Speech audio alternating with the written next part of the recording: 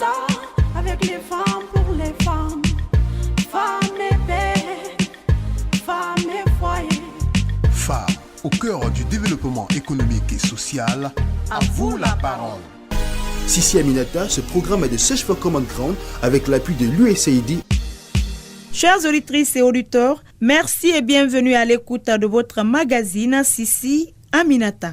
À quelques mois des élections communales et communautaires initialement prévues pour le 11 octobre prochain, notre équipe a pris son bâton de pèlerin pour recueillir les témoignages de certaines femmes qui se sont illustrées sur le plan politique en Guinée. Une manière de démontrer que les femmes occupent une place importante au niveau des formations politiques et qu'elles méritent d'être soutenues et encouragées par les leaders des partis politiques qui sont le plus souvent des hommes. Bienvenue si vous venez de nous rejoindre dans cette émission.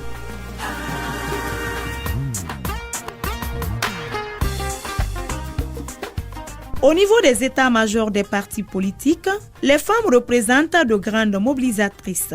Ce sont elles et les jeunes que les politiciens utilisent et manipulent pour atteindre leurs objectifs. Mais hélas, les femmes sont souvent mal récompensées, surtout quand il s'agit de leur positionnement sur les listes électorales. Une situation que dénoncent et déplorent ces dernières dans ce micro-trottoir. Suivi.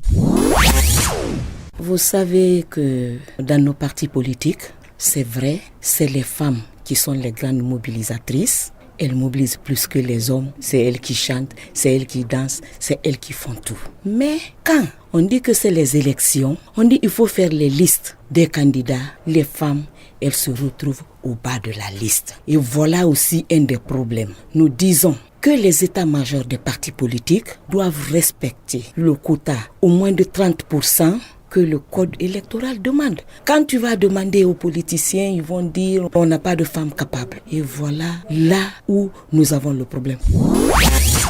Bon, moi je dis quelque part, c'est des arguments, mais il peut y avoir des femmes. Mais peut-être les femmes qu'elles veulent, avec un certain titre, ils n'ont pas ça. C'est pas parce qu'il y a manque de femmes. Et moi, je dirais que il faut pas que le diplôme prime sur l'engagement. Nous voyons au Sénégal, dans le Parlement, les gens s'expriment en Wolof. Il y a des femmes aujourd'hui qui ont fait la politique depuis combien d'années? Je vous jure, quand elles vous parlent de la politique guinéenne, c'est plus que vous qui êtes bombardés de diplômes. Parce qu'elles maîtrisent la situation. Et toute situation sociopolitique qui se présente, tu les appelles, elles vont en débattre avec toi. Donc il ne faut pas se servir de ça pour dire que vraiment on ne peut pas mettre telle femme sur notre liste parce qu'elle n'a pas un niveau intellectuel. C'est ça l'argument en fait. Et celles qu'ils visent, les partis la visent, se refusent de venir à faire la politique.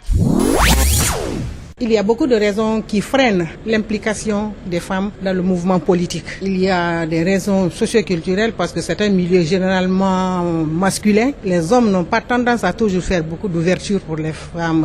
Ensuite, il y a des charges ménagères. La plupart du temps, elles pensent que quand elles vont dans ce monde-là, les hommes vont les écraser. Donc, elles hésitent à partir par là. Je pense que le gouvernement, les partenaires multi et bilatéraux doivent davantage sensibiliser les femmes pour qu'elles aillent aussi vers ces activités qui peuvent être les leurs et puis elles peuvent bien évoluer dedans et assumer de grands postes de responsabilité comme ça se passe dans d'autres pays. Vous écoutez votre émission Sissi Aminata. Les femmes baromètres de la société sont présentes aujourd'hui dans tous les secteurs d'activité dans notre pays. Certaines d'entre elles sont même parvenues à se faire une place de choix dans un milieu aussi complexe que celui de la politique. Nous avons rencontré pour vous l'une d'entre elles.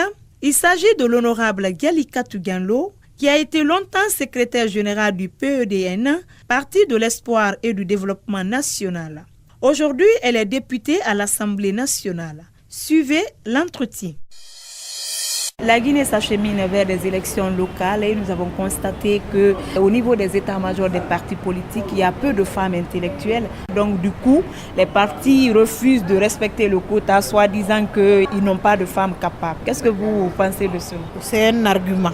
Moi, j'estime que femmes intellectuelles ou pas, les femmes sont toujours confrontées à ce plafond de verre. Les statistiques en témoignent. Même au niveau des pays occidentaux, des pays les plus développés, les femmes souffrent du plafond de verre. En Afrique et dans les pays en voie de développement, c'est l'argument les femmes ne sont pas compétentes, elles ne sont pas capables. Mais même à diplôme égal, les femmes subissent cette discrimination.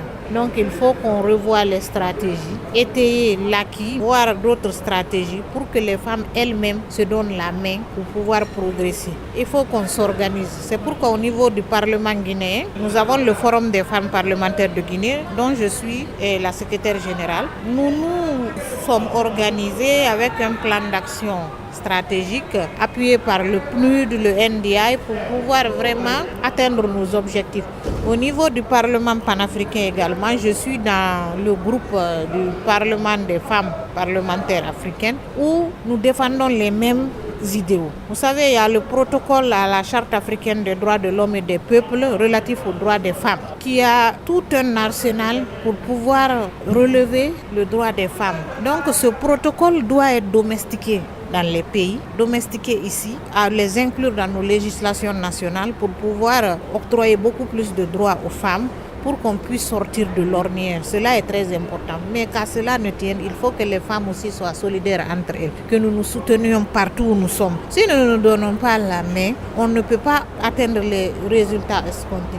Donc cela est très important. C'est pourquoi au niveau des partis politiques, le plus souvent, elles ne sont pas au niveau des instances de prise de décision à ces niveaux et même au niveau des listes nationales au cours des élections, elles ne sont pas bien positionnées, ce qui réduit leurs chances d'être élues. Sinon, il y a quand même des femmes instruites dans les partis politiques de plus en plus. Elles s'intéressent quand même à la politique. C'est vrai que les femmes sont victimes de beaucoup de discrimination.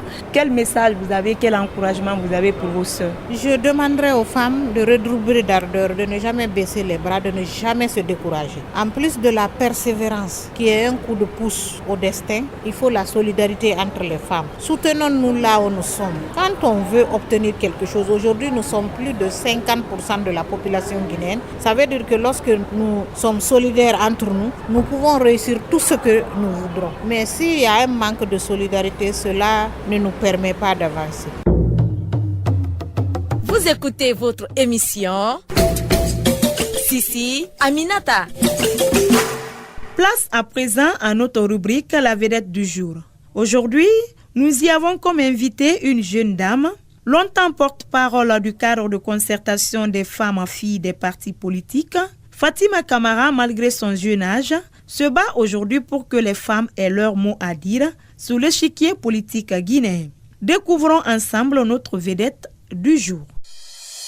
Madame Camara, qu'est-ce qu'on peut retenir de votre parcours? En 2012, j'ai eu à être sélectionnée parmi 100 jeunes de la sous-région pour faire partie des jeunes leaders d'Afrique de l'Ouest au niveau du Sénégal, qui a été organisé par l'ambassade du Sénégal là-bas. Ensuite, j'ai été primée par le magazine Numa en tant que meilleur espoir féminin. J'ai eu aussi la chance d'être sélectionnée parmi 30 000 jeunes de l'Afrique subsaharienne pour participer au programme du président Barack Obama, qui est le Young African Leader Initiative, qui est le YALI, et ensuite sélectionné aussi pour un stage au niveau du Libéria dans une ONG qui s'appelle NEMOT, qui s'occupe de favoriser la démocratie, sensibiliser les jeunes à se lancer en politique et de pouvoir conseiller la population, faire des sondages par rapport à leur opinion sur les élections. Donc je pense que vraiment c'est un beau parcours pour moi. Et je pense que ce n'est que le début de ma carrière parce que je continue à croire que les choses peuvent changer en Guinée et que la femme peut mériter la place de choix qu'elle a toujours voulu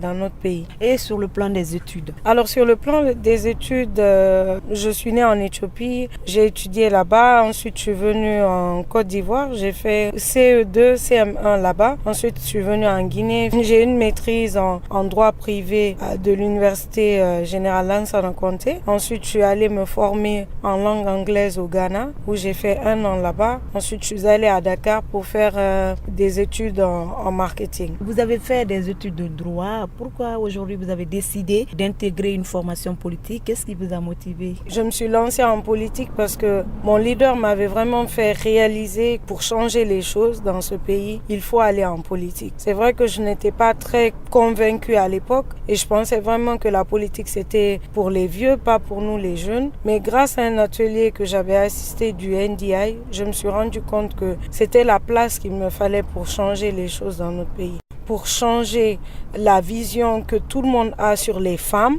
afin de les aider à faire leur promotion, mais aussi à parler de nous, parce que personne ne peut être notre propre avocat que nous-mêmes. Si nous, jeunes, nous lançons pas en politique, on ne peut pas connaître nos préoccupations. La modernisation est de telle, si les jeunes ne sont pas à l'Assemblée, on ne peut pas parler d'innovation. Ça sera toujours les trucs archaïques et autres, donc il faut que nous-mêmes on soit là pour défendre notre intérêt. Donc je pense que par rapport à tout ça, je me suis lancée en politique afin de contribuer, mais de changer aussi les choses dans notre pays. Vous avez été très longtemps porte-parole du cadre de concertation des femmes, filles des partis politiques. Vous êtes très jeune. Est-ce qu'en venant en politique, vous avez d'autres aspirations? Parce qu'aujourd'hui, c'est très rare de voir des femmes leaders de partis politiques. Je retiens de cette expérience vraiment la sympathie, la confiance, mais aussi le perfectionnement qui m'a permis de pouvoir mieux m'épanouir aujourd'hui. Donc c'est vrai que les ambitions pour moi, c'est un jour de diriger notre pays. C'est vrai que les gens, même mes parents, ils disent ton ambition est vraiment démesurée, mais je pense qu'il n'est pas interdit de rêver. Et si vraiment on veut changer les choses, il faut avoir le poste ou l'endroit qu'il faut pour pouvoir prendre des décisions. Qu'est-ce que la politique vous a apporté dans la vie comparativement à votre vie d'avant et aujourd'hui? Et je pense que c'est grâce à ma participation politique. Si j'ai pu m'épanouir, si j'ai plus confiance en moi, je dois ça à la politique. Et je me suis créé une autre famille aussi en politique. C'est vrai que ce n'est pas facile, et surtout pour une femme, à cause des stéréotypes, à cause de la culture. Mais je pense qu'il ne faut jamais se laisser faire. Donc je pense que c'est un moment opportun de dire aux femmes d'aller de l'avant et que si on veut changer les choses, il faut que nous-mêmes, on puisse aller défendre nos intérêts. C'est vrai que vous militez dans un parti politique, vous avez votre propre société. Qu'est-ce que ça vous fait en tant que femme de faire toutes ces choses? Je sers déjà de modèle à beaucoup de jeunes filles et je pense que le message que je veux faire véhiculer, c'est de dire à ces filles, on ne doit pas rester là à attendre, on doit se battre aussi pour l'avoir. Si j'ai eu à créer cette société, c'était parce que je voulais montrer et servir d'exemple à d'autres, leur montrer que nous aussi, de rien, on peut grandir et aller réaliser de belles choses. Vous êtes présidente d'une ONG, directrice de votre entreprise, vous militez au niveau d'une formation politique. Comment vous faites pour concilier toutes ces choses? C'est une question d'organisation et de choisir aussi son équipe. Quand on vous demande aujourd'hui de résumer votre personnalité en 3 mots, qu'est-ce qu'on peut retenir? Persévérance, détermination, intégrité. Quel est votre passe-temps préféré dans la vie? J'aime le basketball et j'aime bien voyager aussi. Aujourd'hui, quelle est votre plus grande réussite dans la vie? Je pense que ce que je suis en train de faire, c'est insuffisant. Et tous les jours, je me dis que je peux mieux faire. Donc je pense que je ne peux pas me citer en tant que réussite pour l'instant parce que je veux aller plus, je veux faire plus.